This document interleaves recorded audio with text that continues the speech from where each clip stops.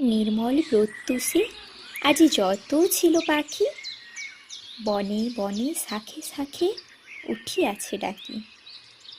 দোয়েল শ্যামার কণ্ঠে আনন্দ উচ্ছ্বাস, গেয়ে গেয়ে পাপিয়ার নাহি মেটে আস। করুণ মিনতি স্বরে অশান্ত কোকিল, অন্তরের আবেদনে ভরিছে নিখিল। কেহ নাচে কেহ গায়, উড়ে মত্ত বট, ফিরিয়া পেয়েছে যেন হারানো জগৎ। পাখিরা জানে না কেহ আজি বর্ষ শেষ, বক বৃদ্ধ কাছে নাহি শুনে উপদেশ।